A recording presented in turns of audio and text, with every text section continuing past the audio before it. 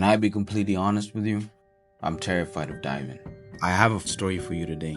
Don't forget to subscribe if you enjoyed the video. Now let's face our fears together.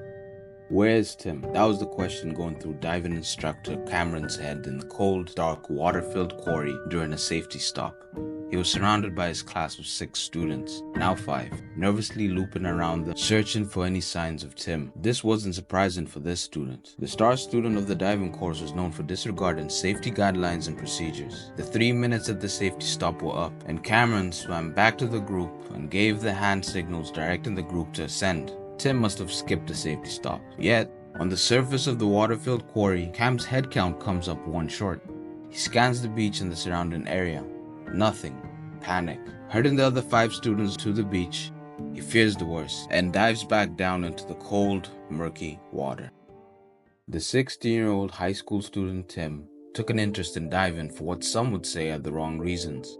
In school, he was considered a good student by his teachers and an exceptional athlete by his coaches. But his passion and ability especially shined when he enrolled in a semester-long scuba diving course offered by his high school. He did exceptionally well in the first half of the 8-week course. Half of the course involved learning the terms and principles of scuba diving, practicing in a pool with scuba gear, mini dives, and open water dives. He was the star student. He was more technically skilled and physically conditioned than his course mates. But he took risks, disregarded procedure, and was apparently even dangerously practicing advanced diving techniques outside of class. The only blemish on his progress report during the course was his appetite for risk and his penchant for challenging diving safety limits. His physical conditioning was no doubt helped by the many times he was made to swim laps before and after class by the instructor as punishment for failing to follow instructions and procedures. Yet, despite this, the instructor liked him, deciding that keeping a closer eye on him would be enough to keep him out of trouble. The second half of the course consisted of advanced diver training. At this point, the class had completed 4 dives in open warm water, and every weekend for the next 4 weeks, the divers would be training in the murky and very cold waters of a flooded quarry near their high school. Tim continued to do well, and although his behavior had led to extra lecturing from the instructor, Cameron warning the class that they could be expelled from the course so far seemed to work on Tim. The graduation dive was a deep dive to a depth of 29 meters or 98 feet in 6 degrees Celsius or 43 degrees Fahrenheit water of the quarry. However, unlike the rest of the divers, Tim was not happy about the dive plan. Following the briefing on the weekend of week 7, Tim expressed his frustrations to a fellow classmate and friend John. John later gave the reasons for Tim's frustrations. He was upset that the instructor was cheating the class out of the full depth possible on this dive. Tim wanted to descend to the full depth of the quarry at 38 meters or 125 feet. The final dive day on the 8th and final week of the course was on a cold December day.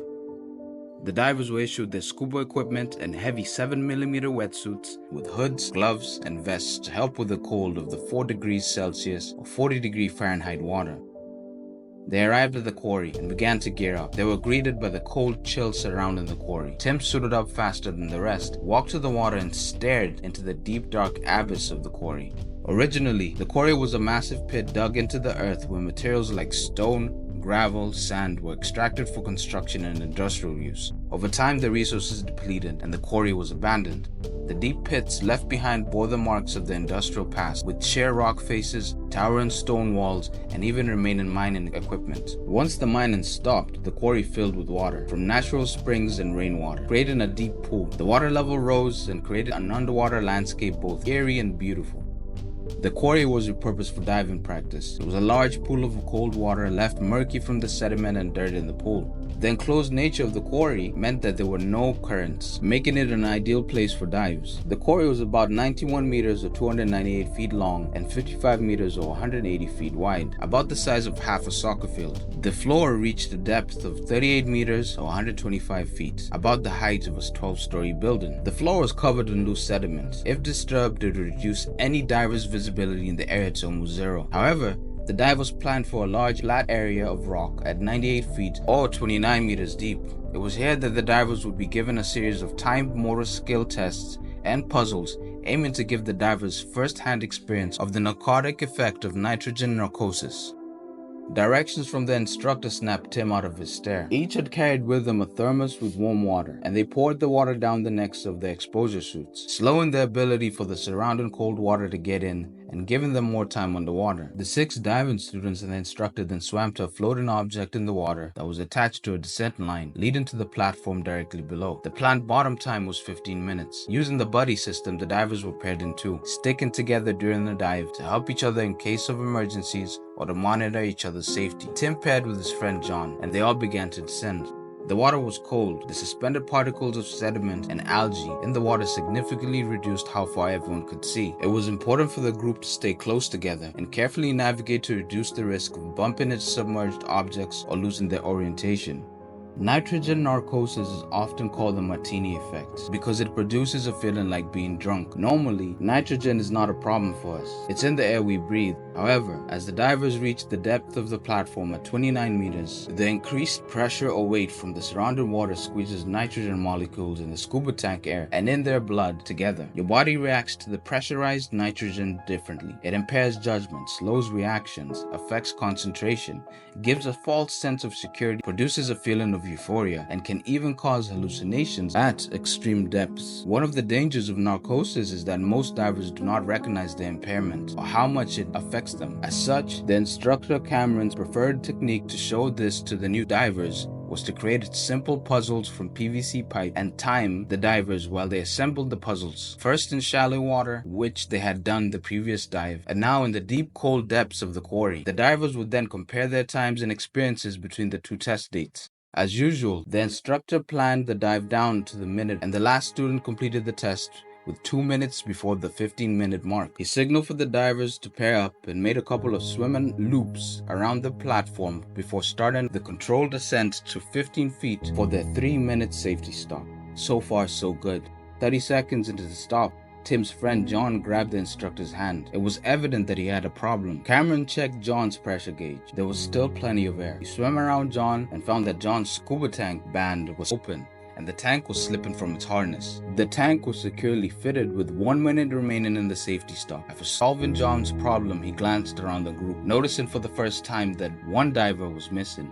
Tim. He signaled John to ask where his buddy was. John seemed to hesitate. Then he shrugged his shoulders. I don't know. Instructor Cameron stayed calm. Visibility was poor. The instructor took out his compass and made slow sweeps around the dive group. Maybe Tim was just outside of visual range. He found nothing. By the end of minute 3 of the safety stop, he signaled all the divers to the surface. Tim, the rule breaker, must have skipped the safety stop and surfaced early. Yet, after scanning the beach and the surface of the quarry water, there was no sign of Tim.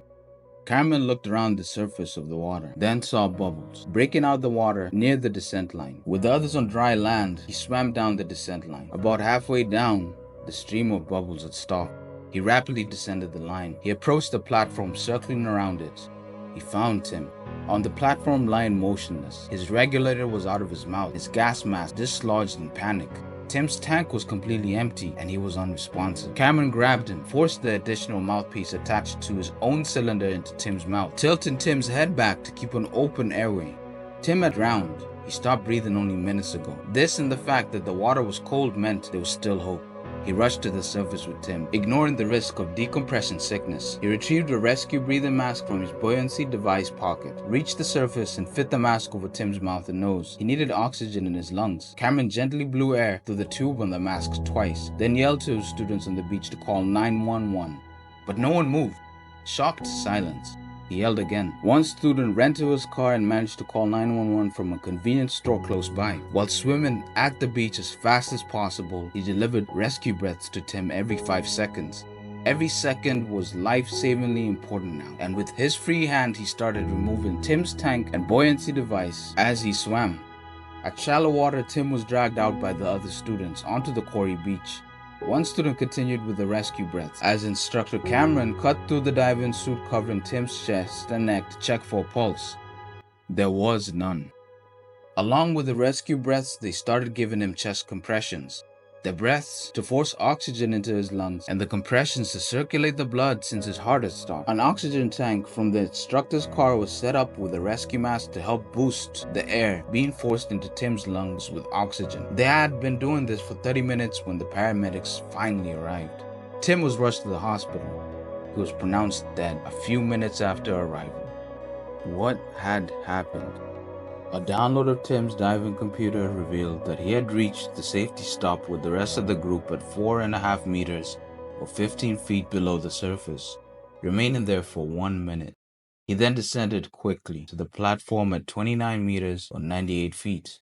From here, he sharply dropped to the quarry floor, slamming into the silt-covered bottom hard. His diving computer indicates a depth of 38.5 meters or 126 feet. Disoriented, hurt, confused, and unable to see through the silt and the dark, murky waters, he stayed there for a moment. Seconds later, he bounced back towards the surface, but at about 24 meters or 80 feet, he suddenly stopped.